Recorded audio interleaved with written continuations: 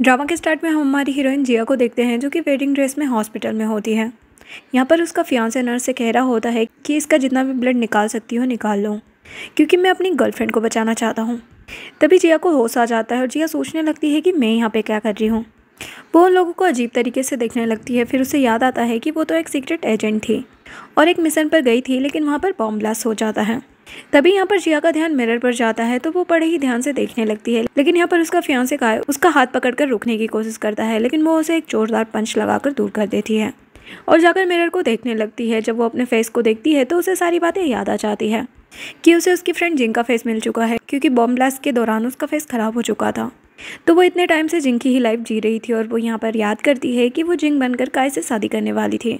लेकिन तभी यहाँ पर जिंग की स्टेप सिस्टर आ जाती है और कहने लगती है कि मैं काय से प्यार करती हूँ और उसके बच्चे से प्रेग्नेंट हूँ, और जिया से बात करने के लिए जाती है, लेकिन वहाँ पर जानबूझकर खुद ही गिर जाती है और जिया का नाम लगा देती है और मिसकैरेज का नाटक करने लगती है। तो काय उसे जल्दी से उठाकर हॉस्पिटल लेकर आता है और साथ में जिया को भी ले आता है ताकि जिया की ब्लड का यूज़ अपनी गर्लफ्रेंड को बचाने के लिए कर सके। लेकिन इन लोगों को नहीं पता होता कि ये जिंग नहीं बल्कि जिया है, और जिया को अपने पास के बारे में सब कुछ याद आ चुका होता है। तो वो डिसाइड करती है कि मैं इन दोनों से बदला लूँगी, वो भी अपनी फ्रेंड जिंग के लिए, क्योंकि इन लोगों ने मिलकर जिंग को चीट किया है। अब जिया यहाँ से जाने लगती है तो काय उसे रोकने की कोशिश करता है, लेकिन वो पहुंच जाती है अपनी स्टेप सिस्टर के रूम में और जाकर गेट भी बंद कर देती है और जाकर अपनी स्टेप सिस्टर को धमकाने लगती है। वो तो काफ़ी ज़्यादा डर जाती है कि मुझे कुछ मत करना। वो कहती कि ज़्यादा कुछ नहीं, बस तुम्हारे फेस पर एक प्यारा सा स्कार बनाऊंगी। तो वो डर कर भागने लगती है और जाकर गेट खोल देती है। यहाँ पर काय उसे संभालने लगता है और जिया को चिल्लाने लगता है। तो जिया उसे कहने लगती है कि तुम्हें क्या लगता है कि ये सच में प्रेग्नेंट थी, ये बस नाटक कर रही थी। यहाँ पर वो उसे ब्लड का एक पाउच दिखाती है और क्लियर कर देती है कि वो बस प्रेगनेंसी का नाटक कर रही थी। तो यहाँ पर वो तुरंत ही कहने लगती है कि ये सब कुछ मैंने सिर्फ तुम्हारे लिए किया, क्योंकि मैं तुमसे बहुत ज़्यादा प्यार करती हूँ। तो यहाँ पर काय भी इसकी बातों में आ जाता है और कहता है कि तुमने सही कहा, मैंने ही कभी तुम पर ध्यान नहीं दिया। जिया को तो उनका ये तमाशा देखकर बहुत ही गुस्सा आ रहा होता है और वो गुस्से से वहाँ से चली जाती है। नेक्स्ट सीन में हम हमारे हीरो साओ को देखते हैं जो कि अपने भाई मिंग के साथ होता है और उसका भाई मिंग उससे कह रहा होता है कि मुझे नहीं लगता भाई कि वो लड़की आपसे शादी करने आएगी। तो साओ कहता है कि ऑफकोर्स मुझे अच्छे से पता है, क्योंकि मेरे बारे में काफ़ी ज़्यादा र्यूमर फैले हुए हैं कि मैं बहुत ही ज़्यादा अगली और स्ट्रिक्ट हूँ। तभी यहाँ पर जिया आ जाती है और यहाँ पर वो साओ को देखकर पास की बात को याद करने लगती है कि उसने एक पेंडेंट देखा था जिसे देखकर उसे लगा था कि शायद इस पेंडेंट से उसकी बचपन की यादें जुड़ी हुई है। यहाँ पर उसका असिस्टेंट उसे बताता है ये पेंडेंट तो साओ फैमिली के पास है और दोनों ही उसे चुराने की प्लानिंग करते हैं। तो यहाँ पर वो साओ को देखकर पहचान जाती है कि वो पेंडेंट इसी के पास है, इसीलिए वो सोचती है कि ये अच्छा मौका है और साओ के पास पहुंचकर कहने लगती है कि मैं तुमसे शादी करूंगी। उसकी बात सुनकर यहाँ पर साओ को बचपन का फ्लैशबैक याद आता है, जहाँ पर मेंग उससे कह रहा होता है कि आप इतने बोरिंग हो, आपसे कौन शादी करेगा। तो एक लड़की ने उससे आकर कहा था कि मैं आपसे शादी करूँगी। साओ से पूछने लगता है कि आखिर तुम हो कौन। तो वो बताती है कि मेरा नाम जिया है। वो पूछता है कि तुम वेडिंग ड्रेस में क्यों घूम रही हो और मुझसे शादी क्यों करना चाहती हो। एक्चुअल में तो जिया उस पेंडेंट के लिए साओ से शादी करना चाह रही होती है, लेकिन यहाँ पर उसे झूठ बोल देती है कि मेरे फियांसे ने मुझे चीट किया, वो भी मेरी स्टेप सिस्टर के साथ, इसलिए अब मैं उससे रिवेंज लेना चाहती हूँ, इसलिए मैं तुमसे शादी करना चाहती हूँ। लेकिन साओ तो उसे साफ मना कर देता है। तभी जिया का ध्यान उसके भाई पर जाता है जो कि डिसेबल होता है। तो वो साओ से कहने लगती है कि अगर मैं तुम्हारे भाई को ठीक कर दूंगी तो क्या तुम मुझसे शादी करोगे। और वो तुरंत ही मिंग के पैरों को चेक करने लगती है, जिससे कि मिंग के पैरों में दर्द फील होने लगता है, जो देखकर साओ हैरान होता है क्योंकि इतने दिनों से मिंग के पैरों में कुछ भी फील नहीं होता था। यहाँ पर जिया साओ से कहने लगती है कि मैं तुम्हारे भाई को 3 महीने में ठीक कर दूंगी, तो अब तुम मेरे साथ शादी कर सकते हो। तो साओ से शादी करने के लिए मान जाता है, लेकिन उसका भाई मिंग मना कर रहा होता है कि हमें फंसाने की कोशिश कर रही है। साओ कहता है कि जो भी हो, लेकिन इसके टच करने से तुम्हारे पैरों में फील होने लगा है। मिंग कहता है कि ऐसा कुछ भी नहीं है। तो जिया जाकर उसके पैरों में मारने लगती है और कहती है कि अब हुआ ना फील, और वो साओ को खींचकर ले जाती है कि चलो मेरे सर्टिफिकेट लेने। नेक्स्ट दिन घर का होता है जहाँ पर मिंग अपने भाई से माफ़ी मांग रहा होता है कि मेरी वजह से आपको उस घटिया सी लड़की से शादी करनी पड़ी। साओ कहता है कि इसमें तुम्हारी कोई भी गलती नहीं है, तुम्हें ठीक करने के लिए मैं कुछ भी कर सकता हूँ। तभी यहाँ पर जिया शर्ट पहनकर आती है तो साओ तो उसे देखते ही रह जाता है। यहाँ पर जिया उन लोगों के सामने आकर बैठ जाती है तो साओ उसे अपना कोट देता है और कहता है कि अपने पैरों को कवर कर लो, और उसे कहने लगता है कि मुझे अच्छे से पता है कि तुमने मुझसे शादी क्यों की है। जो सुनकर वो तो घबरा जाती है कि कहीं इसे पता तो नहीं चल गया कि मैं यहाँ पर क्यों आई हूँ। वो कहता है कि तुमने मुझसे शादी इसीलिए की है ना क्योंकि तुम अपने फियांसे से बदला ले सको। तो वो कहने लगती है कि हाँ हाँ, मैंने तुमसे इसीलिए शादी की है। तभी यहाँ पर मेंग उससे पूछने लगता है कि तुमने इस चीज़ के लिए मेरे भाई से ही शादी क्यों की, तुम किसी और से भी तो शादी कर सकती थी ना। तो वो कहने लगती है क्योंकि तुम्हारा भाई बहुत ज़्यादा हैंडसम है और रिच भी तो है, तो इस वजह से मैं अपने फियांसे से अच्छे से बदला ले पाऊंगी, इसीलिए मैंने तुम्हारे भाई को चुना है। नेक्स्ट सीन में जिया कुछ मेडिसिन बना रही होती है। तभी यहाँ पर उसके पास जिंग के डैड की कॉल आती है जो उससे कहने लगते हैं कि तुम कितनी बेकार लड़की हो, जो तुमने अपनी सिस्टर को हर्ट किया और उसके बेबी को भी मार दिया। जिया उन्हें बताने लगती है कि वो कोई प्रेग्नेंट नहीं थी, लेकिन डैड तो उसे ही डांट रहे होते हैं और कहने लगते हैं कि कल तुम यहाँ पर आकर उससे माफ़ी मांगना, और साथ ही उससे कहते हैं कि मैंने तुम्हारे लिए एक ब्लाइंड डेट फिक्स की है तो उससे मिलने भी पहुँच जाना। ये सारी बातें साव भी सुन लेता है, जिसके बाद जिया अपने भाई से मिलने के लिए जाती है, मतलब कि जिंग के भाई चेंग से, जिसे कि वो अपना ही भाई मानती है। क्योंकि यहाँ पर जिया के पास जिंग का फेस होता है तो सब उसे जिंग ही समझते हैं, और यहाँ पर उसका भाई भी उसकी काफ़ी ज़्यादा चिंता कर रहा होता है। तो वो कहती है कि आप चिंता मत कीजिए, मैं बिल्कुल ठीक हूँ और आप भी जल्दी ठीक हो जाएंगे, क्योंकि मैं आपका पूरा अच्छे से ट्रीटमेंट करवा दूँगी। नेक्स्ट सीन में हम देखते हैं कि काय की मॉम काय और यू को डांट रही होती है कि तुम दोनों शादी नहीं कर सकते, और वो काय से कहती है कि तुम्हें जिंग से ही शादी करनी होगी, क्योंकि जिंग एक बहुत ही अच्छी लड़की है। और वो यू को बिल्कुल भी पसंद नहीं कर रही होती, लेकिन यहाँ पर काय कहने लगता है कि मैं यू को पसंद करता हूँ, इसलिए मैं यू से ही शादी करूँगा। और यहाँ पर यू भी कहने लगती है कि आंटी मैं भी इससे बहुत ज़्यादा प्यार करती हूँ, लेकिन मॉम तो उसे चाटा ही लगा देती है कि तुमने मेरे बेटे को ट्रैप किया है। लेकिन यहाँ पर काय अपनी मॉम पर ही गुस्सा करने लगता है और कहने लगता है कि आपको जो करना है कर लीजिए, मैं तो यू से ही शादी करूँगा। लेकिन मॉम कहती है कि मेरे होते हुए तुम इससे कभी भी शादी नहीं कर सकते। जिसके बाद दोनों ही बाहर आ जाते हैं। यहाँ पर भी यू अपनी नौटंकी करने लगती है कि तुम मेरी सिस्टर से ही शादी कर लो, क्योंकि तुम्हारी मॉम हम दोनों की तो शादी कभी भी नहीं होने देगी, इसलिए तुम मुझसे ब्रेकअप कर लो। तो काय उससे कहता है कि कोई बात नहीं, मैं कुछ दिनों बाद मॉम को मना लूँगा, लेकिन तुम मुझसे अलग होने की बातें मत करो। और यहाँ पर यू काय को हक करके रोने की नौटंकी करने लगती है, लेकिन एक्चुअल में तो वो प्लानिंग कर रही होती है कि काय की मॉम को रास्ते से कैसे हटाया जाए। नेक्स्ट सीन में हम जिया के असिस्टेंट लैन को देखते हैं, जो कि काफ़ी ड्रिंक कर रहा होता है, रो रहा होता है। तभी यहाँ पर जिया आ जाती है और उससे कहने लगती है कि तुम रो क्यों रहे हो। वो कहता है कि तुम कौन हो और मुझे परेशान क्यों कर रही हो। तो यहाँ पर जिया उसे कुछ बातें सुनाने लगती है, जैसे कि लैन कहने लगता है कि तुम तो बिल्कुल मेरे बॉस की तरह बात कर रही हो। तो जिया उसे क्लियर करती है कि मैं तुम्हारी बॉस ही हूँ। उस एक्सीडेंट के दौरान मेरा फेस ख़राब हो गया था और मुझे जिंग का फेस मिल गया। ये जानकर तो लैन काफ़ी ज़्यादा खुश हो जाता है और कहने लगता है कि बॉस बताइए कि मेरे लिए क्या काम है। तभी यहाँ पर जिया के पास यू की कॉल आ जाती है, जो कि उसे मिलने के लिए बुलाती है। तो जिया लैन से कहती है कि तुम फिलहाल हॉस्पिटल जाओ और मेरे भाई का ध्यान रखना। और इधर जिया यू से मिलने के लिए जाती है। यहाँ पर यू अपने साथ 2 गुंडों को लेकर आई होती है और जिया को मारने के लिए कहती है, लेकिन यहाँ पर जिया तो एजेंट होती है और वो उन लोगों से काफ़ी अच्छे से फाइट कर लेती है, जो देखकर यू तो काफ़ी ज़्यादा डर जाती है और नाइफ उठाकर जिया को धमकाने लगती है कि मेरे पास मत आना वरना मैं तुम्हें मार दूंगी।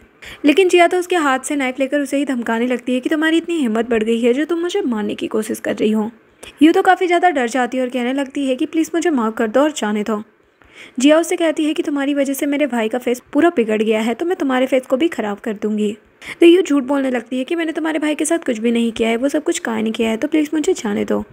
तभी यहाँ पर जिया के पास लैन की कॉल आ जाती है, जो बताता है कि तुम्हारे भाई ने अपनी जान देने की कोशिश की है, इसलिए वो यू को छोड़कर तुरंत ही वहाँ से निकल जाती है। लेकिन यू को तो उस पर बहुत ही ज़्यादा गुस्सा आ रहा होता है, इसीलिए वो किसी को कॉल करके जिया का एक्सीडेंट करने के लिए कहती है। इधर जब जिया जा रही होती है तो एक बंदा उसे हिट करने के लिए आता है, लेकिन तभी साओ भी अपनी कार से जा रहा होता है और वो अपनी कार बीच में ले आता है, जिस वजह से उसकी कार का एक्सीडेंट हो जाता है और उसे भी चोट लग जाती है। जिया जल्दी से उसे बचाने के लिए पहुंचती है। यहाँ पर साओ अपने गार्ड से कहने लगता है कि उस कार का पीछा करो, लेकिन जिया कहती है कि ये सब कुछ मेरी वजह से हुआ है, तो ये सब मैं खुद ही हैंडल कर लूँगी, तुम बीच में मत पड़ो और टेंशन मत लो।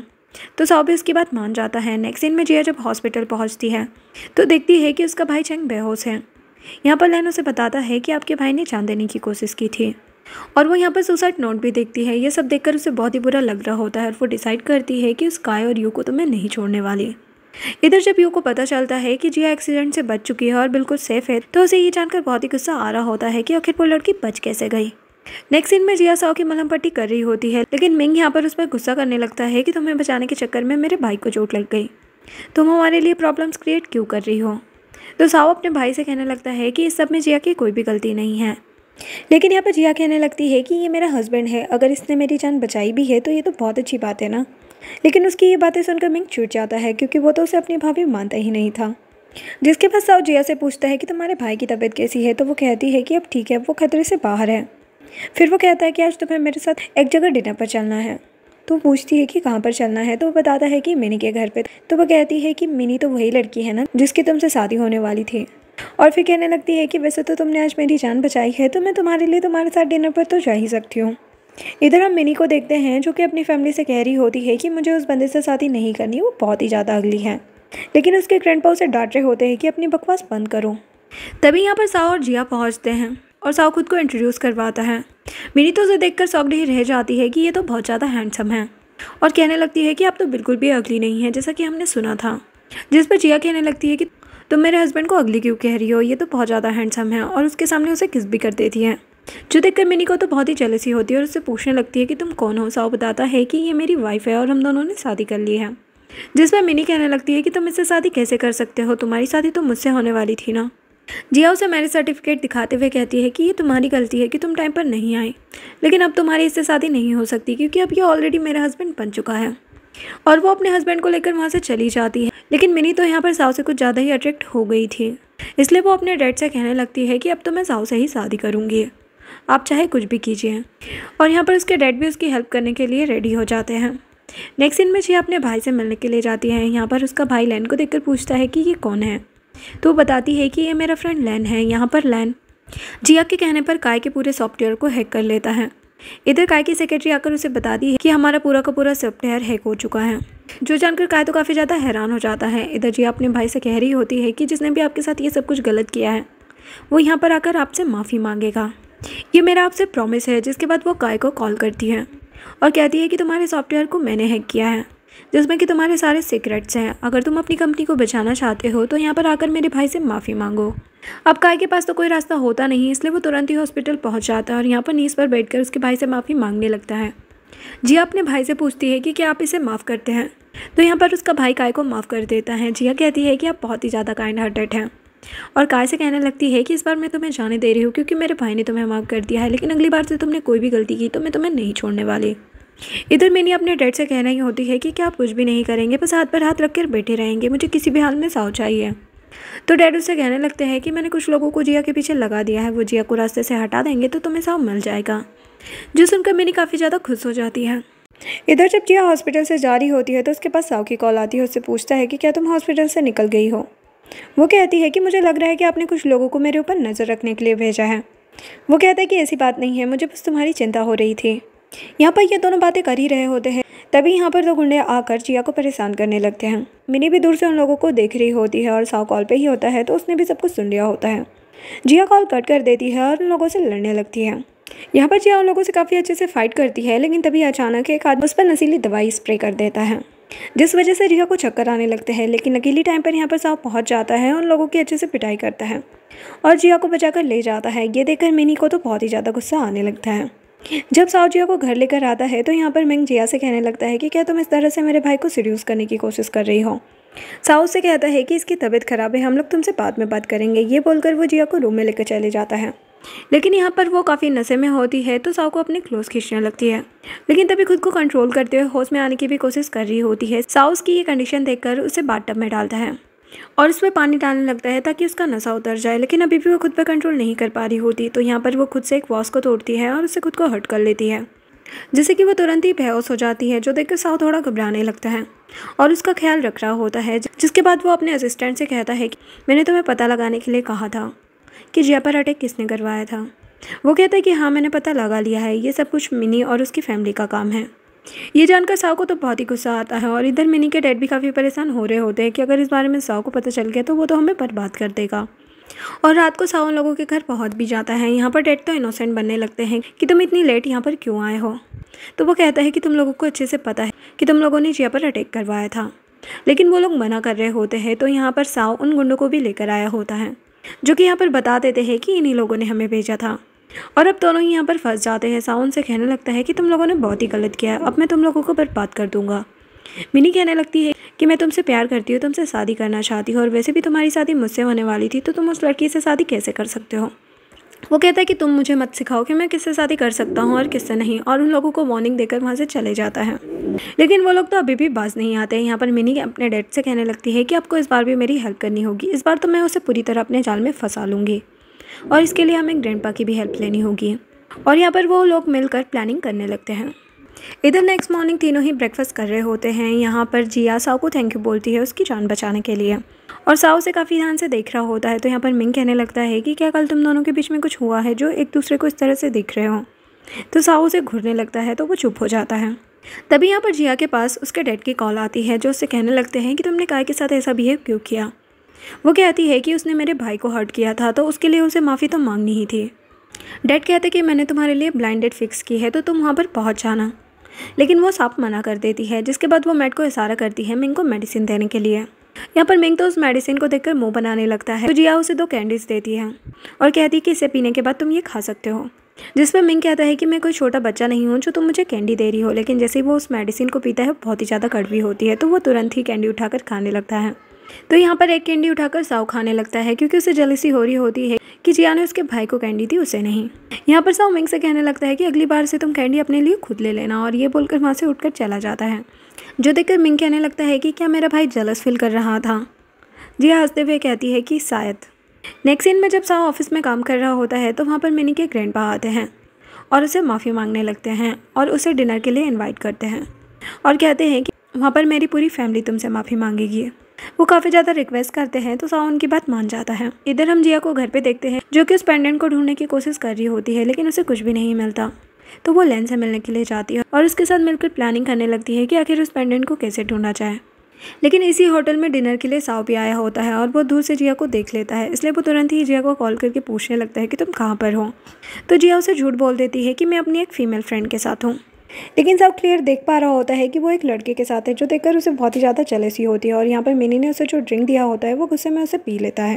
वो पीते ही उसे नशा होने लगता है। यहाँ पर मिनी उसे रोकने की कोशिश करती है लेकिन वो नहीं रुकता और सीधे पहुँच जाता है जिया के पास और उसे कहने लगता है कि ये है तुम्हारी फीमेल फ्रेंड, तुम इस बंदे के साथ कर क्या रही हो। यहाँ पर लेन जिया से पूछने लगता है कि बॉस ये है कौन और आपसे ऐसे क्यों बात कर रहा है। तो जिया उसे बताती है कि एक्चुअल में ये मेरा हस्बैंड है, मैंने शादी कर ली है। जो जानकर लेन तो हैरान हो जाता है कि आपने शादी कर ली और मुझे बताया भी नहीं। लेकिन यहाँ पर साओ को तो लेन को देखकर बहुत ही गुस्सा आ रहा होता है कि आखिर ये जिया के इतना क्लोज क्यों है। फिर जिया साओ को बताने लगती है कि ये मेरा फ्रेंड है, तुम इतना गुस्सा मत करो। और उसकी कंडीशन देखकर कहने लगती है कि तुमने ऐसा क्या पिया है जो तुम्हें इतना नशा हो गया है, और उसे संभालने लगती है। तभी यहाँ पर मिनी आ जाती है और उससे कहने लगती है कि आज ये हमारे साथ डिनर पर आए हैं तो तुम इन्हें हमारे साथ भेज दो। लेकिन जिया समझ जाती है कि मिनी ने ही कुछ दिया है साओ को, जिस वजह से उसे नशा हो रहा है। तो जिया उससे कहने लगती है कि इन्हें तुम्हारे साथ डिनर करने की ज़रूरत नहीं है, मुझे अच्छे से पता है कि तुम इन्हें इसे कुछ पिलाया है। तो मिनी कहने लगती है कि हमने कुछ भी नहीं किया है। जिया उसे लेकर जाने लगती है तो दोनों ही बाप बेटी उसे रोकने की कोशिश करते हैं, लेकिन बीच में लेन आ जाता है। जिसके बाद जब जिया साओ को घर लेकर आती है तो यहाँ पर मिंग उस पर गुस्सा करने लगता है कि इस बार तुमने मेरे भाई के साथ क्या किया है, क्या तुम मेरे भाई का फ़ायदा उठाना चाहती हो। यहाँ पर जिया साओ के असिस्टेंट से कहती है कि तुम मिंग को अंदर रूम में लेकर जाओ, और वो अकेले ही साओ को रूम में लेकर जाती है। यहाँ पर साओ काफ़ी नशे में होता है और उससे कहने लगता है कि तुम किसी और के साथ मत रहा करो, मुझे बहुत ही जेलस फील होता है, मैं तुम्हें खुश रख सकता हूँ। तो यहाँ पर जिया भी उससे प्यार से बात करने लगती है और उससे कहती है कि तुम बेड पर जाकर मेरा वेट करो। तो अपना कोट उतार कर बेड पर लेट जाता है। यहाँ पर जिया उसके पास आकर कहने लगती है कि मैं जानती हूँ कि तुम मुझे हमेशा खुश रखोगे क्योंकि तुम बहुत ही अच्छे हो। यहाँ पर साओ को लग रहा होता है कि वो उसे किस करेगी, लेकिन वो उसे निडल छुपा देती है जिससे कि उसका नशा उतर जाए और कहती है कि इससे तुम्हें बेटर फील होगा, और उससे पूछने लगती है कि अब तुम्हें कैसा लग रहा है। वो कहता है कि मुझे बिल्कुल भी अच्छा नहीं लग रहा है और उसे हक कर लेता है और कहता है कि कुछ टाइम ऐसे ही रहो। इधर मिंग अपने भाई के लिए परेशान हो रहा होता है और यहाँ पर वो असिस्टेंट से कहता है कि तुम उनके रूम में जाओ और चेक करके आओ, लेकिन असिस्टेंट की तो बिल्कुल भी हिम्मत नहीं हो रही होती उनके रूम में जाने की। तो मिंग असिस्टेंट पर गुस्सा करने लगता है, लेकिन तभी यहाँ पर साओ आ जाता है और कहने लगता है कि मैं बिल्कुल ठीक हूँ, और वो असिस्टेंट को कार निकालने के लिए कहता है मिनी के घर जाने के लिए। और मिंग से कहता है कि तुम जिया को परेशान मत करना, वो काफ़ी थक गई है और रेस्ट कर रही है। यहाँ पर मिंग सोचने लगता है कि उसने ऐसा क्या किया है जो थक गई है, जरूर उसने मेरे भाई का फ़ायदा उठाया होगा।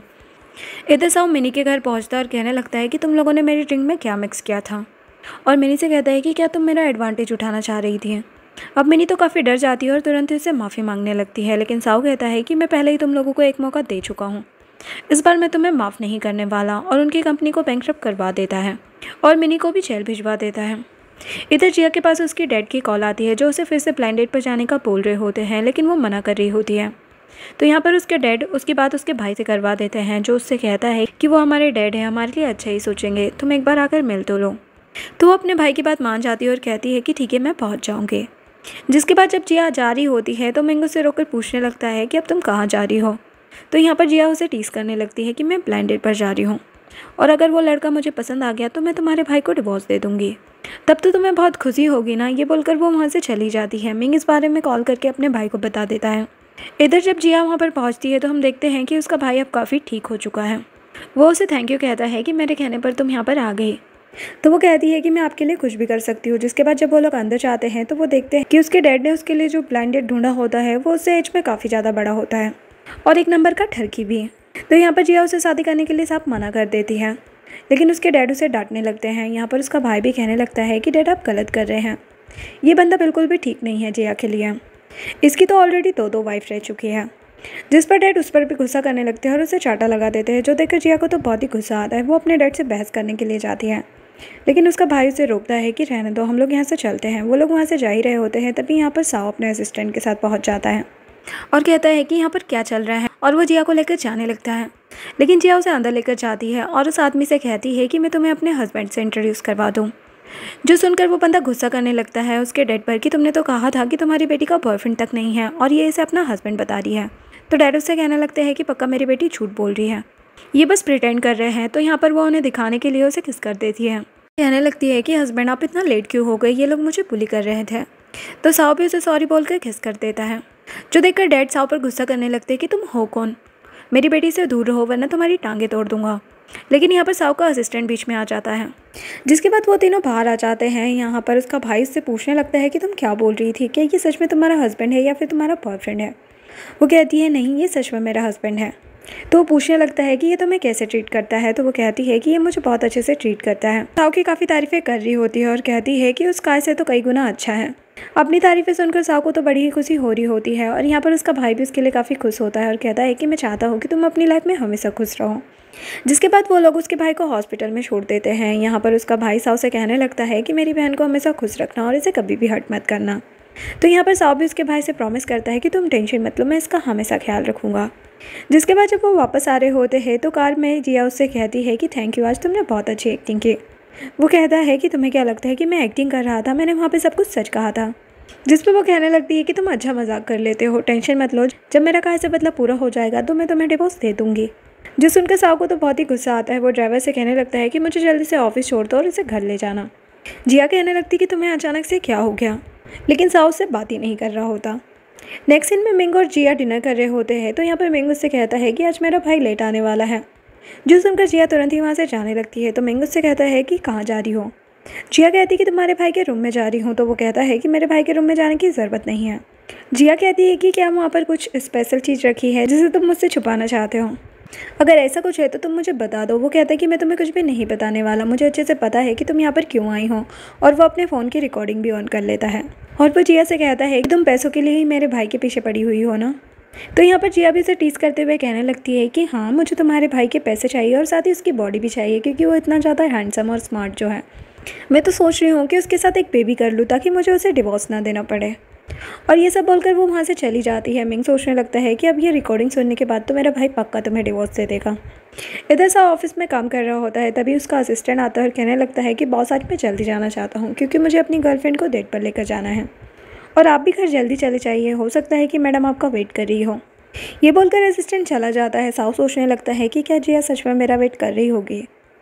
इधर जिया साओ के रूम में उस पेंडेंट को ढूंढने की कोशिश कर रही होती है। यहाँ पर उसे एक लॉकर नज़र आता है, लेकिन उसका पासवर्ड उसे नहीं पता होता। तभी उसे आहट आती है कि साओ घर पर आ चुका है। तो वो जल्दी से उसके रूम से निकलने की कोशिश करती है, लेकिन तब तक साओ वहाँ पर पहुँच जाता है और उससे पूछने लगता है कि तुम मेरे रूम में क्या कर रही थी। वो तो घबरा जाती है, फिर बहाना बनाने लगती है कि मैं तो बस तुम्हारे कपड़े रखने आई थी और कुछ भी नहीं। साओ कहता है कि मुझे पता है कि तुम यहाँ पर क्यों आई थी। वो तो डरने लग जाती है। यहाँ पर साओ से वो रिकॉर्डिंग सुनाने लगता है जो कि उसे मिंग ने सेंड की थी और कहता है कि लगता है कि यहाँ पर तुम मेरे साथ नाइट स्पेंड करने आई थी। अब जिया को तो उससे बचना था, तो वो कहने लगती है कि अच्छा, तो तुम्हें सच्चाई पता चल गई कि मैं तुम्हें पसंद करती हूँ, लेकिन तुम टेंशन मत लो, मैं तुम्हें फोर्स नहीं करूँगी कि तुम मेरे साथ रहो। जब तुम्हारा भाई ठीक हो जाएगा तो मैं तुम्हें डिवोर्स देकर चली जाऊँगी।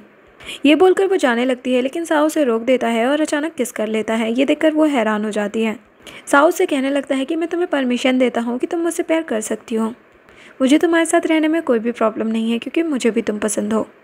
ये बोलकर वो उसके क्लोज जाने लगता है, लेकिन जिया उसे रोक देती है और कहती है कि ये सब कुछ बहुत जल्दी हो रहा है और डरकर वहाँ से भाग जाती है। उसे ऐसे जाते हुए देखकर साओ भी हंसने लगता है।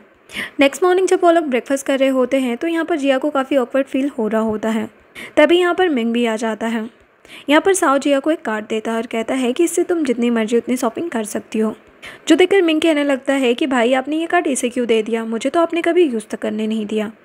तो साओ उससे कहता है कि ये मेरी वाइफ है और जो कुछ मेरा है वो सब कुछ इसका भी है। ये बोलकर वो चला जाता है। उसके जाने के बाद मिंग जिया से कहने लगता है कि आखिरकार तुम्हें जो चाहिए था तुम्हें मिल ही गया। तो जिया भी उसे चिढ़ाने लगती है कि हाँ बिल्कुल, अब मैं इसे लेकर जा रही हूँ। तो मिंग को बहुत ही गुस्सा आता है। यहाँ पर मिंग अपने एक आदमी को कॉल करता है और जिया का पीछा करने के लिए कहता है। इधर जिया अपने भाई को एक घर दिखाने के लिए लेकर जाती है क्योंकि उसने अपने भाई के लिए वो घर खरीद लिया होता है और वो कहती है कि अब से आप यहीं पर रहोगे। जिसके बाद जब वो जा रही होती है तो यहाँ पर उसे यू और काय मिल जाते हैं। यहाँ पर यू काय के सामने बनते हुए उससे काफ़ी अच्छे से बात कर रही होती है और कहती है कि शादी के बाद हम लोग यहीं रहने वाले हैं। लेकिन वो उससे कहती है कि तुम्हारे जैसी लड़की को मुझसे दूर ही रहना चाहिए वरना तुम्हारे लिए अच्छा नहीं होगा। अब यहाँ पर जिया उससे अच्छे से बात नहीं कर रही होती है तो काय उसे डांटने लगता है कि तुम यू से ऐसे कैसे बात कर रही हो। यहाँ पर यू तो नौटंकी करने लगती है चक्कर आने की, जो देखकर जिया तो सीधे बेहोशी हो जाती है। तो यहाँ पर काय उसे छोड़कर जिया का ध्यान रखने लगता है। लेकिन तभी यहाँ पर जिया का भाई भी पहुँच जाता है और वो जिया को उठाकर वहाँ से ले जाता है। वो जिया के लिए काफ़ी परेशान होने लगता है। जिया उससे कहती है कि मैंने सिर्फ वहाँ पर नाटक किया था, अब मुझसे नाराज़ मत होना। तो वो कहता है कि मैं तुमसे कभी भी नाराज़ नहीं हो सकता हूँ। लेकिन इधर मिंग को उसका आदमी बता देता है कि जिया बेहोश हो गई थी, जो जानकर मिंग भी परेशान हो जाता है। इधर हम काय को देखते हैं जो कि अपनी मॉम के लिए टेंशन में होता है क्योंकि उसकी मॉम की तबीयत अचानक से ख़राब हो गई थी। तभी यहाँ पर यू आकर बनने लगती है आपको मुझसे शादी नहीं करना चाहिए क्योंकि आपकी मॉम भी तो नहीं चाहती थी। तो काय उससे कहते हैं कि तुम टेंशन मत लो, जल्दी मॉम ठीक हो जाएगी और जल्दी हम भी शादी कर लेंगे। यहाँ पर हमें फ्लैशबैक से पता चलता है कि यू ने ही उसकी मॉम की मेडिसिन चेंज कर दी है जिसकी वजह से उनकी तबीयत ख़राब हो गई है। इधर जब साव घर पहुँचता है तो मिंग से जिया के बारे में पूछने लगता है। तो मिंग उसे बताता है कि वो अपने भाई के साथ है और साथ ही ये भी बता देता है कि आज वो बेहोश हो गई थी, जो सुनकर साव को उसकी फ़िक्र होने लगती है और वो उसे मिलने के लिए पहुंच जाता है। यहाँ पर जिया उसे कहती है कि तुम यहाँ पर क्या कर रहे हो, देखो तुम पूरी तरह से भीग चुके हो। वो उसे घर के अंदर बुलाती है। साव से कहता है कि तुम्हारी तबीयत ख़राब हो गई थी इसलिए मैं तुमसे मिलने आया हूँ। तो वो कहती है कि मैं बिल्कुल ठीक हूँ और यहाँ पर उसे कुछ कपड़े देती है चेंज करने के लिए। तभी डोरबेल रिंग होती है। वो जाकर गेट खोलती है तो देखती है कि काय आया हुआ है, उसके लिए कुछ मेडिसिन लेकर आता है। जिया उससे पूछती है कि तुम यहाँ पर क्या कर रहे हो। तो वो कहता है कि आज तुम बेहोश हो गई थी इसलिए मुझे तुम्हारी चिंता हो रही थी, इसलिए मैं तुम्हें देखने के लिए आया हूँ और तुम्हारे लिए कुछ मेडिसिन भी लेकर आया हूँ। जिया कहती है अच्छा सच में तुम्हें मेरी चिंता हो रही थी। तो वो कहता है कि हाँ बिल्कुल। और यहाँ पर उसे कहने लगता है तुम्हें तो पता ही है कि मेरी मॉम की तबीयत अचानक से ख़राब हो गई है और मुझे पता है कि तुम्हें मेरी मॉम का ट्रीटमेंट कर सकती हो, तो क्या तुम मेरी हेल्प करोगी। जिया कहती कि ठीक है मैं तुम्हारी हेल्प कर दूँगी, लेकिन मेरी एक शर्त है कि तुम्हें यू से ब्रेकअप करना होगा। लेकिन इसके लिए काय मना कर देता है। तो वो कहती है कि ठीक है अगर तुम मेरी बात नहीं मानोगे तो मैं भी तुम्हारी मॉम का ट्रीटमेंट नहीं करने वाली। जिस बात पर दोनों की थोड़ी बहस होती है और काय गुस्से से वहाँ से चला जाता है। ये सारी बातें साव भी सुन लेता है और जब जिया उसके पास आती है तो उस पर गुस्सा करने लगता है कि तुम उस काय से शादी करने के लिए इतना मरे जा रही हो जो तुम उससे कह रही थी कि वो यू से ब्रेकअप कर ले। जिया कहती कि ऑफकोर्स मैं यही तो चाहती हूँ कि वो दोनों अलग हो जाए, तभी तो मेरा रिवेंज पूरा होगा। लेकिन साव को लग रहा होता है कि जिया अभी भी काय को पसंद करती है, इसीलिए यू से ब्रेकअप करने के लिए कह रही है। तो उसे बहुत ही जेलसी हो रही होती है और वो उसे किस करने लगता है। जिया उसे रोकती है और कहती कि ये तुम क्या कर रहे हो। तभी यहाँ पर उसका भाई आ जाता है और बाहर से कहने लगता है कि जिया ये क्या आवाज़ें आ रही हैं। तो यहाँ पर जिया जल्दी से साव को बेड पर छुपा देती है और भाई से कहने लगती है कि बस मैं सोने के लिए जा रही थी, आप भी जाकर सो जाइए। तो उसका भाई वहाँ से चला जाता है। जिसके बाद वो साव से कहने लगती है कि अब तुम्हें भी यहाँ से जाना चाहिए, लेकिन वो देखती है कि उसकी बॉडी गर्म हो चुकी है, उसे फीवर है। जिया उसे उठाने की कोशिश करती है तो एक बार फिर से वो उसे किस कर देता है। जिया उसे दूर हटाती है तो वो उसे फिर से खिंच के किस करने लगता है। तो वो उससे कहती है कि लगता है तुम्हारी तबीयत कुछ ज़्यादा ही ख़राब हो गई है, इसीलिए तुम ऐसा बिहेव कर रहे हो, मैं तुम्हारे लिए मेडिसिन लेकर आती हूँ। लेकिन साव उसे रोककर पूछने लगता है कि क्या अभी तक तुम उस काय को भूली नहीं हो। वो कहती है कि मैं उसे कैसे भूल सकती हूँ, उसने मेरे साथ बहुत गलत किया है, जब तक मैं उससे अपना बदला पूरा नहीं कर लेती मुझे चैन नहीं पड़ेगा। जो सुनकर साव कहता है इसका मतलब तुम्हारे दिल में उसके लिए सिर्फ नफरत वाली फीलिंग है ना। तो वो कहती है कि ऑफ कोर्स। वो कहता है कि तुम सच कह रही हो ना। तो वो कहती है कि मैं तुम्हें कैसे भरोसा दिलाऊं। तो यहाँ पर साव खुश होकर उसे फिर से किस करने लगता है और दोनों ऐसे ही सो जाते हैं। लेकिन नेक्स्ट मॉर्निंग जब जिया उठती है तो देखती है कि यहाँ पर साव नहीं है, लेकिन जब बाहर जाकर देखती है तो साव तो उसके भाई के साथ ब्रेकफास्ट कर रहा होता है। तो जिया इनोसेंट बनते हुए अपने भाई से पूछने लगती है कि ये यहाँ पर अचानक से कैसे आ गया। तो उसका भाई कहता है कि हमारे लिए ब्रेकफास्ट लेकर आया है क्योंकि इससे तुम्हारी काफ़ी चिंता हो रही थी। यहाँ पर उसका भाई उससे कहता है कि मैं एक न्यू बिज़नेस स्टार्ट करने वाला हूँ, उससे रिलेटेड काफ़ी ज़्यादा बिजी रहने वाला हूँ और बाहर भी जाने वाला हूँ, तो एक काम करो तुम साव के साथ वापस घर चली जाओ। जिया पूछती है लेकिन बिज़नेस के लिए पैसे। तो वो बताता है कि साव ने मेरी हेल्प की है, जो जानकर जिया को अच्छा लगता है। नेक्स्ट सीन में जिया एक ब्लैक ड्रेस पहनकर अच्छे से रेडी होकर आती है और मिंग से पूछने लगती है कि मैं कैसी लग रही हूँ। यहाँ पर साव भी होता है जो कि उसे ही देखे जा रहा था। मिंग उससे कहने लगता है कि इस ड्रेस को पहनकर तुम वेडिंग अटेंड करने जा रही हो या फिर वेडिंग तोड़ने के लिए जा रही हो। जिस पर जिया कहती है कि वैसे तो मैं उन लोगों की वेडिंग अटेंड करने जा रही हूँ, लेकिन वेडिंग होने नहीं दूंगी। एक्चुअल में यू और काय की वेडिंग में जा रही होती हैं। यहाँ पर साउथ से कहता है कि पक्का तुम ऐसा ही करोगी ना, क्योंकि साउ को तो डर लग रहा होता है कि कहीं ये वेडिंग तोड़ के खुद काय से शादी ना कर ले। नेक्स्ट सीन में दोनों वहाँ पर पहुँच जाते हैं। यहाँ पर जिया साउ से कहती है कि मैं अकेले ही अंदर जाऊँगी, लेकिन अगर मैं 30 मिनट के अंदर नहीं आई तो तुम भी आ जाना। अंदर जाकर जिया लैन से मिलती है और कहती है कि सारा काम हो चुका है ना, तो लैन कहता है कि हाँ मैंने सब कुछ सेट कर दिया है। उन दोनों को कार में लैपटॉप में साउ भी देख रहा होता है। यहाँ पर साउ का असिस्टेंट उसे लैन की इन्फॉर्मेशन देने लगता है कि एक सीक्रेट एजेंट है। ये लोग टोटल 5 लोग थे जिन्होंने मिलकर एक एजेंसी स्टार्ट की थी और लैन के बारे में काफ़ी कुछ इन्फॉर्मेशन देता है। इधर हम वेडिंग का सीन देखते हैं जहाँ पर काय उसे रिंग पहनाने जा रहा होता है, लेकिन तभी यहाँ पर जिया पहुँच जाती है और उनकी वेडिंग रुकवा देती है। तभी बीच में जिया के डैड आ जाते हैं और कहने लगते हैं कि तुम यहाँ पर अपनी सिस्टर की वेडिंग क्यों बिगाड़ रही हो। तो जिया कहने लगती है कि जब इसने मेरी वेडिंग बिगाड़ी थी तब तो आप बीच में नहीं आए थे और अब बड़ा आप बीच में आ रहे हो। इसकी वेडिंग को बचाने के लिए वो अपने गार्ड्स को बोलकर अपने डैड को वहाँ से हटवा देती है। यहाँ पर काय जिया से कहने लगता है कि तुम यहाँ पर क्यों आई हो। तो जिया उससे कहती है कि मैं तुम्हारे लिए वेडिंग गिफ्ट लेकर आई हूँ।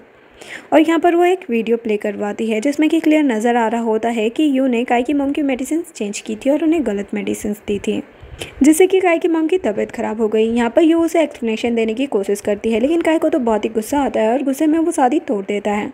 ये देखकर जिया को तो बहुत ही अच्छा लगता है। अब उसका काम हो जाता है तो वो जाने लगती है, लेकिन तभी यहाँ पर साव पहुँच जाता है, वो भी एक रिंग लेकर, और यहाँ पर सभी के सामने वो उसे प्रपोज करने लगता है। जिया को तो कुछ समझ नहीं आ रहा होता, लेकिन सभी के सामने वो भी हाँ बोल देती है और यहाँ पर वो उसे रिंग पहना देता है, जिसके बाद दोनों वहाँ से चले जाते हैं। लेकिन यू की तो शादी टूट चुकी होती है, जिस वजह से उसे जिया पर बहुत ही गुस्सा आ रहा होता है। जिसके बाद कार में जिया उसे रिंग वापस कर देती है और कहती है कि थैंक यू ये सब ड्रामा करने के लिए। लेकिन साव कहता है कि ये रिंग तुम्हारी है, तुम अपने पास ही रखो। जिसके बाद जब वो लोग घर आते हैं तो यहाँ पर मिंग उसके हाथ में रिंग देखता है तो उससे पूछने लगता है कि ये तुम्हें किसने दी। तो वो कहती है कि तुम्हारे भाई ने ही दी है। तो मिंग अपने भाई से कहने लगता है कि ये तो हमारी खानदानी रिंग है ना, आप इसे कैसे दे सकते हैं। जो सुनकर जिया तुरंत ही उस रिंग को उतार कर वापस करने लगती है कि मैं इस रिंग को नहीं ले सकती हूँ। साव कहने लगता है कि तुम मेरे लिए परफेक्ट लड़की हो, लेकिन मिंग कहता है कि भाई ये आपके लिए ठीक नहीं है। और जिया भी यही कहती है कि मैं तुम्हें डिजर्व नहीं करती हूँ। और जिया मन में सोच रही होती है कि यहाँ पर मैं पेंडेंट चुराने के लिए आई थी, तुम्हारा दिल नहीं। तो यहाँ पर जिया उससे झूठ बोल देती है कि मैं किसी और को पसंद करती हूँ, वो भी तब से जब मैं 5 साल की थी। साव कहता है कि शायद तुम उस लैंड की बात कर रही हो जो कि तुम्हारी एजेंसी का एक एजेंट है। वो पूछती है कि क्या तुमने हमारे ऊपर रिसर्च किया है। तो साव कहता है कि हाँ मैंने तुम्हारे बारे में सब कुछ पता कर लिया है। तुम मुझसे प्यार कैसे कर सकती हो जब तुम मुझसे इतने दिनों बाद मिल रही हो। तो वो झूठ बोल देती है कि तो क्या हुआ, मैं उसे बचपन से प्यार करती हूँ। तभी यहाँ पर असिस्टेंट आकर बताता है कि जिया के डैड एक प्रेस कॉन्फ्रेंस कर रहे हैं। जो सुनकर जिया जल्दी से वहाँ पर पहुँचती है तो देखती है कि उसके डैड मीडिया के सामने ड्रामा क्रिएट कर रहे हैं और सारा ब्लेम जिया और उसके भाई पर डाल रहे होते हैं। लेकिन यहाँ पर जिया उनका सारा भांडा फोड़ देती है और सारे प्रूफ दिखाकर उन्हें ही जेल भिजवा देती है। नेक्स्ट सीन में हम काय को देखते हैं जो कि अपनी मॉम की कुछ रिपोर्ट्स चेक कर रहा होता है, क्योंकि उसे भी यू पर डाउट हो रहा होता है। लेकिन तभी यहाँ पर यू पहुँच जाती है और नौटंकी करने लगती है और कहने लगती है कि तुम्हें जिया की उस फेक वीडियो पर भरोसा है ना कि मुझ पर, तो मेरे जीने का क्या फ़ायदा। ये बोलकर वो खुद को हर्ट कर लेती है, जो देखकर काय उन रिपोर्ट्स को छोड़कर उसे संभालने लगता है और उसे जल्दी से हॉस्पिटल लेकर जाता है। जब ये होश में आती है तो यहाँ पर भी वो यही बोल रही होती है कि तुमने मुझे क्यों बचाया जब तुम मुझ पर भरोसा ही नहीं करते हो, उस जिया पर भरोसा करते हो। तो यहाँ पर काय उसकी बातों में आ जाता है और कहने लगता है कि मैं तुम पर भरोसा करता हूँ, मुझे पता है कि उस जिया ने ही वो फेक वीडियो बनाया होगा। इधर साव काम कर रहा होता है, तभी जिया उसके लिए कॉफ़ी लेकर आती है और उसकी हेल्प करने के लिए थैंक यू कहती है। साव कहता है सिर्फ थैंक यू से काम नहीं चलेगा, तुम्हें मुझे किस करना होगा। तो वो उसे किस करने के लिए जाती है, लेकिन तभी यहाँ पर असिस्टेंट टपक जाता है और बताने लगता है कि आज आपके डैड ने जो कुछ भी ड्रामा किया था वो सब कुछ यू के कहने पर किया था और यू कल आपके डैड से जेल में मिलने के लिए जाने वाली है ताकि उन्हें जेल से बाहर निकाल सकें। साव अपने असिस्टेंट से कहता है कि इसके डैड किसी भी हाल में जेल से बाहर नहीं आने चाहिए, तुम उन पर नज़र रखना। असिस्टेंट के जाने के बाद जिया उसे किस कर देती है और उसे फिर से थैंक यू कहने लगती है और कहती है कि मुझे तुम्हारे साथ बहुत ही प्रोटेक्टिव फील होता है, पहली बार मैं किसी के साथ इतना सेफ फील कर रही हूँ। तो साव उससे कहता है कि मैं हमेशा तुम्हारे साथ रहूँगा और हमेशा तुम्हें प्रोटेक्ट करूँगा। ये बोलकर उसे हक कर लेता है। तो यहाँ पर जिया सोचने लगती है कि शायद मुझे भी तुमसे प्यार हो गया है। नेक्स्ट सीन में यू अपने डैड से मिलने के लिए जेल जाती है। यहाँ पर उसके डैड उससे कह रहे होते हैं कि तुम्हें जल्द से जल्द काय से शादी करनी होगी ताकि जल्दी तुम्हें उसकी प्रॉपर्टी मिल जाए और तुम मुझे यहाँ से बाहर निकाल सको। इधर हम जिया को देखते हैं जो कि मिंग का ट्रीटमेंट कर रही होती हैं, जिससे कि मिंग अब थोड़ा थोड़ा चलने लगा था, जो देखकर वो लोग काफ़ी खुश होते हैं। मिंग कहता है कि शायद मैं अब जल्दी ठीक हो जाऊंगा और जिया से कहने लगता है कि उसके बाद तुम्हें मेरे भाई को डिवोर्स देकर चले जाना चाहिए, जैसे कि हमारे बीच में डील हुई थी। जो सुनकर साव तो सैड हो जाता है। जिया कहने लगती है कि हाँ मुझे सब कुछ याद है, मैं ऐसा ही करूँगी। ये बोलकर वो भी सैड होकर जाने लगती है। साउ उसका हाथ पकड़कर रोकता है तो वो कहती है कि मैं अपने भाई से मिलने के लिए जा रही हूँ, और ये बोलकर वहाँ से चली जाती है। इस वजह से साउ काफ़ी ज़्यादा सैड होता है। तभी यहाँ पर उसका असिस्टेंट आता है और उसे बताने लगता है कि मैडम और उनका एजेंट लैन दोनों ही मिलकर पेंडेंट को ढूंढ रहे हैं, और साउ को पेंडेंट की फ़ोटो दिखाता है। उस फोटो को देखकर साउ को याद आता है कि इस तरह का पेंडेंट तो मेरे पास है, तो इसलिए वो अपने लॉकर को चेक करने के लिए जाता है। लेकिन यहाँ पर उसे पता चलता है कि उसके लॉकर के साथ किसी ने छेड़खानी करने की कोशिश की है। उसे जिया पर शक जाता है, तो यहाँ पर वो अपने असिस्टेंट के साथ मिलकर एक प्लान बनाता है और ड्रंक होकर घर आता है। यहाँ पर असिस्टेंट उसे जिया के हवाले करके वहाँ से चला जाता है। तो जिया साउ को उसके रूम में लेकर जाती है और यहाँ पर उसका ख्याल रखने लगती है और बड़े ही प्यार से उससे बातें कर रही होती है ताकि उससे लॉकर का पासवर्ड पूछ सके। और उससे पासवर्ड पूछने लगती है तो साउ कहने लगता है कि मैं तुम्हें कुछ भी बता दूंगा, कुछ भी दे दूंगा, मेरा सब कुछ तुम्हारा ही है, क्योंकि मैं तुमसे बहुत ज़्यादा प्यार करता हूँ। लेकिन वो उसे पासवर्ड नहीं बताता है और बेहोश हो जाता है, जो देखकर जिया कहने लगती है कि तुमने पासवर्ड तो बताया नहीं और तुम बेहोश हो गए। इसलिए वो साउ को रूम में अकेला छोड़कर वहाँ से चली जाती है। यहाँ पर साउ को क्लियर हो जाता है कि जिया उसके पास से पेंडेंट के लिए आई है। तो यहाँ पर साउ अपने असिस्टेंट को कॉल करता है और कहता है कि जिया के बारे में और भी ज़्यादा इन्फॉर्मेशन निकालो। नेक्स्ट सीन में जिया अपने भाई के साथ होती है। यहाँ पर उसके भाई ने अपना बिजनेस स्टार्ट कर लिया होता है जो कि वेडिंग ड्रेसेस का होता है। यहाँ पर जिया ने प्रमोशन के लिए एक फ़ोटो लेन के साथ वेडिंग ड्रेस में क्लिक करवाई होती है। तो उसका भाई उससे कहता है कि तुम्हें प्रमोशन के लिए लेन के साथ नहीं बल्कि साउ के साथ ही वेडिंग ड्रेस में फ़ोटोज़ क्लिक करवाना चाहिए। लेकिन जिया कहती है कि वो बहुत ज़्यादा बिजी है, वो नहीं आ पाएगा, इसलिए मैं लेन के साथ ही वेडिंग ड्रेस में कुछ और फ़ोटोज़ क्लिक करवा लूँगी। जिसके बाद उसका भाई वहाँ से चला जाता है अपना काम देखने के लिए। यहाँ पर लेन उससे कहने लगता है, वैसे बॉस हम दोनों साथ में काफ़ी अच्छे लग रहे हैं ना, बिल्कुल एक कपल की तरह। जिया कहती है कि वे बातें करना बंद करो और जल्दी से पता लगाओ कि मैं उस लॉकर को कैसे खोल पाऊंगी, क्योंकि मुझे किसी भी हाल में वो पेंडेंट चाहिए, क्योंकि आजकल मुझे कुछ ड्रीम्स भी आने लगे हैं। एक्चुअल में उसे बचपन का एक ड्रीम आया होता है जहाँ पर वो एक लड़के से बातें कर रही होती है। तभी जिया नोटिस करती है कि कुछ लोग उसकी फ़ोटोज़ क्लिक कर रहे हैं, तो वो बाहर जाकर देखने लगती है। यहाँ पर कुछ लोग उसे फॉलो करने लगते हैं जो कि एक्चुअल में मिंग होता है। तो जिया उसके सामने आ जाती है और उससे पूछने लगती है कि तुम मेरा पीछा क्यों कर रहे हो। तो वो उससे कहता है कि मैं अपने भाई को तुम्हारी सच्चाई दिखाना चाहता हूँ कि तुम इतनी इनोसेंट नहीं हो जितनी तुम बनती हो। लेकिन तभी यहाँ पर कुछ लोग उन पर अटैक करने के लिए आते हैं। तो यहाँ पर जिया मिंग को बचाने लगती है, लेकिन वो लोग तो उनका पीछा छोड़ ही नहीं रहे होते। लेकिन तभी यहाँ पर साउ पहुँच जाता है, उन लोगों से फाइट करने लगता है। लेकिन इसी चक्कर में साउ को चोट भी लग जाती है, जो देखकर तो वो लोग काफ़ी घबरा जाते हैं और साउ को जल्दी से हॉस्पिटल लेकर जाते हैं। लेकिन यहाँ पर साउ अपना ट्रीटमेंट करवाने से मना कर रहा होता है और जिया को एक फ़ोटो दिखाकर पूछने लगता है कि तुम वहाँ पर लेन के साथ क्या कर रही थी, जो देखकर जिया मिंग की तरफ देखने लगती है, क्योंकि मिंग ने ही अपने भाई को ये फ़ोटो सेंड की थी। जिसके बाद वो साउ को बताने लगती है कि लेन मेरे भाई की तरह है, मैं बस अपने भाई के वेडिंग ड्रेसेस के प्रमोशन के लिए उसके साथ फ़ोटोशूट करवा रही थी। तो साउ उससे कहने लगता है कि तुम उसके साथ कोई भी फ़ोटोशूट नहीं करवाओगी, तुम सिर्फ मेरे साथ फ़ोटोशूट करवाओगी, तभी मैं अपना ट्रीटमेंट करवाऊँगा। तो जिया कहती है कि ठीक है, जैसा तुम कहोगे मैं वैसा ही करूँगी, लेकिन पहले जाकर तुम अपना ट्रीटमेंट करवा लो। तो फिर साउ अपना ट्रीटमेंट करवाने के लिए चले जाता है। नेक्स्ट सीन में साउ बेहोश होता है और जिया भी उसका ध्यान रखते हुए वहीं पर सो जाती है। जब साउ को होश आता है तो वो अपने पास जिया को देखकर काफ़ी खुश होता है। जिया भी उठकर उसे संभालने लगती है और उससे कहने लगती है कि तुम इस तरह मेरी जान बचाने के लिए अपनी जान को खतरे में नहीं डाल सकते हो। लेकिन साउ कहता है कि मैं तुम्हारे लिए कुछ भी कर सकता हूँ, चाहे मेरी जान ही क्यों ना चली जाए। उसकी बातें सुनकर जिया को बुरा लग रहा होता है। वो सोचती है कि शायद ये मुझसे सच्चा प्यार करने लगा है। प्यार तो मैं भी इससे करती हूँ, लेकिन नहीं बता सकती, क्योंकि मैं तो इससे पेंडेंट चुराने के लिए आई हूँ और वो पेंडेंट किसी भी हाल में मुझे चाहिए। वो पेंडेंट नहीं मिला तो मैं अपने बचपन को कभी भी याद नहीं कर पाऊंगी और अपनी रियल आइडेंटिटी को कभी भी जान नहीं पाऊंगी। लेकिन यहाँ पर साउ अचानक उसे हक कर लेता है। हमें फ्लैशबैक से पता चलता है कि साउ को जिया के बारे में सब कुछ पता चल चुका है। उसे पता चल चुका होता है कि ये जिंग नहीं बल्कि जिया है, जिसकी फैमिली बचपन में ही मारी गई थी, जिस वजह से वो एक ऑर्फनेज में पली बड़ी है और उसे अपने बचपन के बारे में कुछ भी याद नहीं है। और असिस्टेंट बताता है कि वो एक बहुत ही अच्छी लड़की है। नेक्स्ट सीन में साउ उन लोगों को सबक सिखाता है जिन्होंने उन पर अटैक किया था। नेक्स्ट सीन में जिया अकेली बैठी होती है, तभी उसके पास मिंग आता है और उससे माफ़ी मांगने लगता है और कहता है कि मुझे पता चल गया है कि तुम एक बहुत ही अच्छी लड़की हो और मेरे भाई से प्यार भी करती हो और मेरा भाई भी तुमसे बहुत प्यार करता है, इसलिए मैं चाहता हूँ कि तुम दोनों हमेशा साथ रहो। जिया कहती कि ठीक है, मैं तुम्हारी बात मान लूँगी और हमेशा तुम्हारे भाई के साथ रहूँगी, लेकिन तभी जब तुम मुझे तुम्हारे घर के लॉकर का पासवर्ड बताओगे। तो मिंग कहता है कि मैं तुम्हें उस लॉकर का पासवर्ड कैसे बता सकता हूँ जबकि मुझे खुद ही नहीं पता। तभी यहाँ पर साउ पहुँच जाता है और उसे अपने साथ लेकर जाता है। दोनों चैंग के वेडिंग ड्रेस वाले स्टोर पर पहुँचते हैं जहाँ कि वो फ़ोटोशूट के लिए आए थे। यहाँ पर साउ कहने लगता है कि मैं जिया को इसी वेडिंग ड्रेस में देखना चाहता हूँ। कहता है कि हाँ, वैसे भी ये ड्रेस मैंने अपनी सिस्टर के लिए स्पेशल डिज़ाइन की है। तो जिया जाकर वेडिंग ड्रेस पहनने लगती है। इधर हम यू और काय को देखते हैं कि यहीं से गुजर रहे होते हैं। और यू शॉप के अंदर उन लोगों को देख लेती है तो वो काय से कहने लगती है कि हमें भी तो वेडिंग ड्रेस लेना है ना, तो हम लोग यहीं से ले लेते हैं। इधर जिया जब वेडिंग ड्रेस पहनती है तो काफ़ी सुंदर लग रही होती है। यहाँ पर सभी उसे ही देख रहे होते हैं और उसकी काफ़ी तारीफ़ें भी कर रहे होते हैं। तभी यहाँ पर यू और काय भी पहुँच जाते हैं। काय को देखकर चैंग कहने लगता है कि तुम यहाँ पर क्यों आए हो। तो वो कहता है कि हम यहाँ पर क्यों आएंगे, ऑब्वियसली वेडिंग ड्रेस खरीदने आए हैं। लेकिन चैंग कहता है कि मैं तुम्हें अपनी कोई भी वेडिंग ड्रेस सेल नहीं करूँगा। लेकिन जिया अपने भाई से कहने लगती है कि आप इन्हें सेल कर दीजिए, क्या फ़र्क पड़ता है, वैसे भी ये आपका एक बिज़नेस है। लेकिन यहाँ पर यू कहने लगती है कि मुझे वो वेडिंग ड्रेस चाहिए जो तुमने पहन रखी है।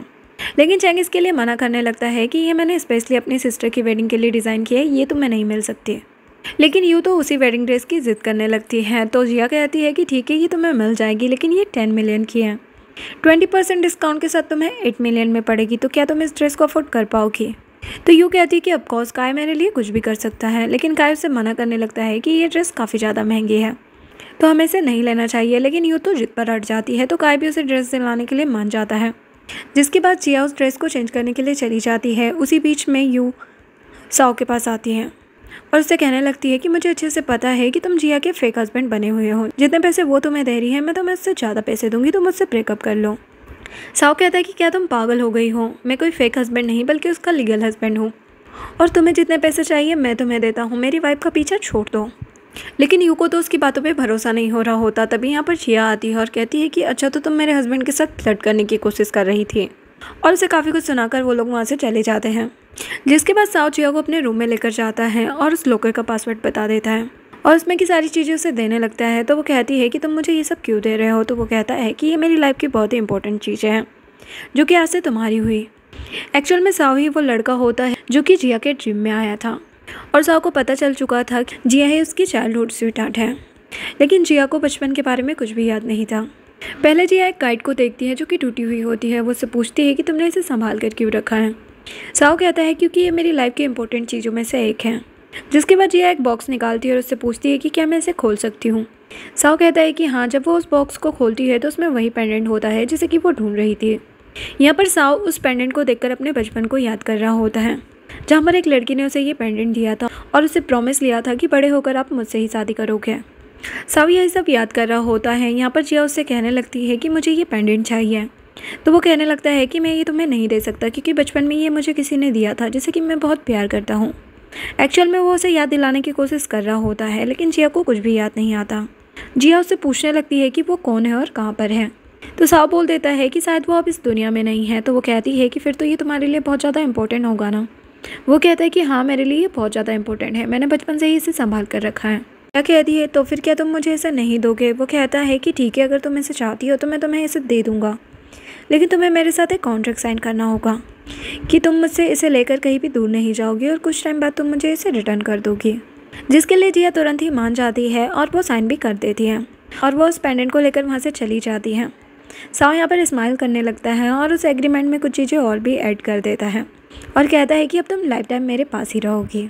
इधर जिया उस पेंडेंट को लेकर लैन के पास जाती है और उसे देखकर कहने लगती है कि इस पेंडेंट को देखकर तो मुझे अपने बचपन के बारे में कुछ ज़्यादा याद नहीं आया है, लेकिन हाँ, मैं इतना ज़रूर कह सकती हूँ कि ये मुझसे ही बिलोंग करता है। लैन कहता है कि आप टेंशन मत लीजिए बॉस, मैं इसके बारे में सारी इन्फॉर्मेशन निकाल लूँगा और वैसे भी इस पेंडेंट के पीछे कुछ लिखा हुआ है। ये सब बोल के लैन वहाँ से चले जाता है। जिसके बाद यहाँ पर यू आती है और जिया से कहने लगती है कि मैं और काय जल्दी शादी करने वाले हैं। तुमने हमारी शादी तुड़वाने की बहुत कोशिश की, लेकिन तुम कुछ भी नहीं कर पाई। देखो, हम लोग फिर से शादी करने वाले हैं। जिया कहने लगती है कि वैसे भी वो लड़का तुम्हें ही डिज़र्व करता है, तुम दोनों बिल्कुल परफेक्ट मैच हो। मुझे तो कभी भी वो चाहिए ही नहीं था, क्योंकि जिया तो कभी उसे पसंद करती ही नहीं थी, उसे तो जिंग पसंद करती थी। यहाँ पर जिया उसे इग्नोर कर रही होती है, लेकिन फिर भी ये उसे भड़का रही होती है कि मैंने तुमसे तुम्हारा सब कुछ छीन लिया। पहले तो मैंने तुमसे तुम्हारे डैड छीन लिए, फिर उस पर्सन को भी छीन लिया जिससे तुम बचपन से प्यार करती आ रही हो। जिया कहती है कि अगर तुम्हारी बकवास खत्म हो गई हो तो तुम यहाँ से जा सकती हो। लेकिन तभी यू जानबूझकर अपने ऊपर कॉफी गिरा लेती है और चिल्लाने लगती है क्योंकि उसने वहाँ पर आते हुए काय को देख लिया था। अब काय को भी लगता है कि ये सब कुछ जिया ने किया है, तो वो जिया पर गुस्सा करने लगता है। जिया कहती कि मैंने इसके ऊपर कॉफ़ी नहीं गिराई है, बल्कि इसने खुद ने अपने ऊपर गिराई है। लेकिन काय उसकी बातों पर भरोसा नहीं कर रहा होता और उसे उल्टा सीधा सुनाने लगता है। तभी यहाँ पर साओ आ जाता है और काय से कहता है कि कुछ भी कहने से पहले तुम इस वीडियो को देख सकते हो, जिस वीडियो में क्लियर नज़र आ रहा होता है कि उन्हें खुद ने ही अपने ऊपर कॉफ़ी डाली थी। जो देखकर काय उससे कहने लगता है कि ये तुमने मुझसे झूठ क्यों कहा। वो उस पर गुस्सा करने लगता है, तुम जिया को फंसाने के लिए झूठ क्यों बोल रही हो, ये तो गलत बात है। जो सुनकर यू उल्टा उसी पर गुस्सा करने लगती है कि तुम अभी भी मुझे ही डांट रहे हो और इसकी केयर कर रहे हो। तुम कहते हो कि तुम इसे भूल चुके हो, मुझसे प्यार करते हो, लेकिन तुम्हारी बातों से तो यही लगता है कि तुम हमेशा इसे ही याद करते रहते हो और इसकी ही फिक्र करते रहते हो। वो कहता है कि ऐसा कुछ भी नहीं है, तुम गलत समझ रही हो। लेकिन यहाँ पर गुस्से में यू तो सब कुछ अपने मुंह से ही बकने लगती है कि मैंने तुम्हें पाने के लिए क्या क्या नहीं किया। फेक प्रेगनेंसी का नाटक करके तुम्हारी शादी तोड़वाई और फिर तुमसे शादी करने के लिए तुम्हारी मॉम को गलत मेडिसिन दी ताकि उनकी तबीयत खराब हो जाए। जो जानकर तो काय को बहुत ही ज़्यादा गुस्सा आता है और सारा गुस्सा उस पर उतारने लगता है, लेकिन जिया आकर उसे रोकती है कि ऐसा मत करो, तो वो उसे छोड़ देता है। यहाँ पर यू फिर से उससे माफ़ी मांगने लगती है कि मैंने ये सब कुछ सिर्फ और सिर्फ तुम्हें पाने के लिए किया, प्लीज़ मुझे माफ़ कर दो, तुम तो मुझसे शादी करने वाले हो ना, हम नई शुरुआत करते हैं। लेकिन काय उसे कहता है कि मैं तुम्हारी जैसी लड़की से कभी भी शादी नहीं करने वाला और उसे वहाँ पर छोड़ के चले जाता है। अब यू को तो बहुत ही गुस्सा आ रहा होता है। वो सोचती है कि जिया मैं तुम्हें छोड़ूंगी नहीं। जिसके बाद साओ और जिया बाहर आते हैं तो जिया साओ से कहने लगती है कि फिर तो तुमने मेरी और लेन की बातें भी सुन ली होगी। तो साओ कहता है कि हाँ, मुझे पता था कि तुम्हें वो पेंडेंट चाहिए और वो पेंडेंट मैंने तुम्हें दे ही दिया है क्योंकि तुम उसे डिजर्व करती हो। जिसके बाद वो जिया को एक जगह पर लेकर जाता है जो कि एक गार्डन होता है, जहाँ पर मिंग एक काइट से खेल रहा होता है और उन दोनों को भी अपने साथ खेलने के लिए कहता है। जो देखकर जिया को बचपन की कुछ मेमोरीज याद आती है। जिया साओ से पूछने लगती है कि तुम मुझे यहाँ पर क्यों लेकर आए हो। साओ से पूछता है कि क्या तुम्हें कुछ याद आ रहा है। वो कहती है कि हाँ, मुझे याद आ रहा है कि मैं कुछ लोगों के साथ यहाँ पर खेल रही थी, लेकिन वो कौन है मैं उन्हें पहचान नहीं पा रही हूँ। साओ कहता है कि कोई बात नहीं, तुम्हें धीरे धीरे सब कुछ याद आ जाएगा और वो भी जाकर काइट से खेलने लगता है। जो देख साओ को यहाँ पर धीरे धीरे सब कुछ याद आने लगता है और उसे याद आ जाता है कि बचपन में वो जिन लोगों के साथ खेला करती थी वो और कोई नहीं बल्कि साओ और मिंग ही थे और उसने खुद ने ही साओ को वो पेंडेंट दिया था और उसे शादी करने का प्रॉमिस लिया था। अब उसे सब कुछ याद आ जाता है तो वो साओ को उसके बचपन के नाम से बुलाती है। साओ जल्दी से उसके पास आकर पूछने लगता है कि क्या तुम्हें सब कुछ याद आ गया है। वो कहती कि हाँ, मुझे सब कुछ याद आ गया है, तुम ही मेरे बचपन के फ्रेंड हो ना। तभी यहाँ पर मिंग भी आ जाता है और उनकी बातें सुनकर वो भी जिया को पहचान जाता है कि वो तो उनकी बचपन की फ्रेंड है जिनके साथ वो खेला करता था। जिसके बाद वो लोग बैठकर बातें करने लगते हैं। यहाँ पर मिंग उससे पूछता है कि उस दिन तुम कैसे बच गई जब तुम्हारे पूरे घर में आग लग गई थी। तो यहाँ पर जिया उन्हें बताती है, एक्चुअल में इस काइट की वजह से ही मेरी जान बच पाई थी, क्योंकि मैं इस काइट से खेल रही थी और ये काइट नीचे चली गई तो मैं इसे लेने के लिए बाहर चली गई, लेकिन जब मैं वापस आई तब तक मेरे घर में आग लग चुकी थी और वो सब कुछ देखकर मैं बेहोश हो गई। उसके बाद मुझे नहीं पता कि किसने मुझे ऑर्फनेज छोड़ा था, मैं वहीं पर पली बड़ी, लेकिन अपने बचपन की सारी मेमोरीज भूल चुकी थी। लेकिन जब मैंने उस पेंडेंट को देखा था तो मुझे कुछ बचपन की यादें आई थी, तो मुझे लगा कि ये मुझसे ही बिलोंग करता है। उसी पेंडेंट को ढूंढने के लिए मैं तुम्हारी लाइफ में आई थी ताकि मैं उस पेंडेंट को ढूंढ सकूं और अपने बारे में पता लगा सकूं। पर वो सभी काफ़ी इमोशनल होते हैं कि फाइनली उसे सब कुछ याद आ गया है और उन्हें भी अपनी बचपन की फ्रेंड मिल गई है। तभी यहाँ पर जिया के पास लेन की कॉल आती है जो कि उसे उसके पास के बारे में बताने लगता है। तो जिया उससे कहती है कि मुझे सब कुछ याद आ गया है, जो जानकर लेन भी उसके लिए खुश होता है। जिसके बाद मिंग उससे पूछने लगता है, लेकिन तुम्हारे पास जिंग का फेस कहाँ से आया। जिया बताती है कि एक्चुअल में हम एक मिशन के लिए गए थे, वहाँ पर बम ब्लास्ट की वजह से मेरा फेस ख़राब हो गया था, जिसके बाद मुझे ये वाला फेस मिला और मैं जिंग की ही लाइफ जीने लगी। नेक्स्ट सीन में जिया अपने भाई के स्टोर पहुँचती है और कहती है कि आप मुझे जल्दी से एक अच्छी सी वेडिंग ड्रेस दे दो, क्योंकि मैं अब जल्दी साओ से शादी करना चाहती हूँ। वो कहता है कि मैंने तुम्हारे लिए जो स्पेशल ड्रेस डिज़ाइन किया था वो तो तुमने यू को दे दिया, अब कुछ टाइम लगेगा मुझे तुम्हारे लिए एक अच्छी ड्रेस बनाने में। जिया कहती कि इसकी ज़रूरत नहीं है, आपके स्टोर की सारी ड्रेसेस अच्छी है, इन्हीं में से मैं एक सिलेक्ट कर लूँगी। तभी यहाँ पर काय आ जाता है। उसे देखकर वो लोग पूछने लगते हैं कि तुम यहाँ पर क्या कर रहे हो। तो वो कहता है कि मैं तुमसे माफ़ी मांगने आया हूँ। यहाँ पर वो हर चीज़ के लिए उससे माफ़ी मांगता है और उस वेडिंग ड्रेस को रिटर्न करते हुए कहता है कि ये तुम्हारी शादी के लिए मेरी तरफ से गिफ्ट है, क्योंकि मैं तो यू से शादी नहीं करने वाला। यहाँ पर जिया भी उसे माफ़ कर देती है और कहती है कि मेरे पास भी तुम्हारे लिए एक गिफ्ट है और उसे कुछ मेडिसिन देती है जिससे कि उसकी मॉम की तबीयत ठीक हो सके, जिसके लिए काय उसे थैंक यू बोलता है और वहाँ से चला जाता है। तभी यहाँ पर जिया के पास साओ की कॉल आती है जो कि उसे बाहर बुलाता है। तो जिया अपने भाई को बाय बोलकर चली जाती है। अब वो दोनों जा रहे होते हैं। यहाँ पर यू तो काय के छोड़ने के बाद पागल हो चुकी होती है और वो अपनी कार से जिया को हिट करने का सोचती है और अपनी कार बढ़ाने लगती है, लेकिन साओ यहाँ पर उसे देख लेता है और जल्दी से जिया को दूर हटा देता है, लेकिन उसका एक्सीडेंट हो जाता है। नेक्स्ट सीन में साओ हॉस्पिटल में होता है जो कि बेहोश होता है। जिया उससे कहने लगती है कि प्लीज़ तुम जल्दी से उठ जाओ, अब मैं तुमसे शादी करने के लिए बिल्कुल भी वेट नहीं कर सकती। इतने दिनों के बाद तो तुम मुझे मिले हो, तुम अब मुझे छोड़कर नहीं जा सकते। और उससे कहने लगती है कि तुम्हें पता है, जब मुझे पता नहीं चला था कि तुम मेरे चाइल्डहुड स्वीटहार्ट हो, उससे पहले ही मुझे तुमसे प्यार हो गया था।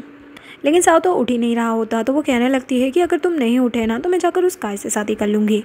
ये सुनते ही साओ अपनी आंखें खोल लेता है और उससे कहने लगता है कि उसके पास जाने की सोचना भी मत, तुम सिर्फ मेरी हो, और उसे प्यार से हक कर लेता है। नेक्स्ट इन दोनों की वेडिंग का दिखाया जाता है, जहाँ पर साओ उस पेंडेंट को जिया को पहना देता है और कहता है कि ये तुम्हारा ही था और तुम ही इसे डिज़र्व करती हो, और कहता है कि देखो मैं अपना प्रॉमिस पूरा कर रहा हूँ और तुमसे ही शादी कर रहा हूँ। जो सुनकर जिया भी काफ़ी ज़्यादा खुश हो जाती है कि फाइनली उसकी शादी उसी इंसान से हो रही है जिससे शादी करने का उसने बचपन में सपना देखा था। और यहाँ पर एक प्यारी सी वेडिंग किस के साथ इस ड्रामा की हैप्पी एंडिंग हो जाती है। वीडियो पसंद आई हो तो लाइक शेयर एंड सब्सक्राइब करें। Thanks for watching.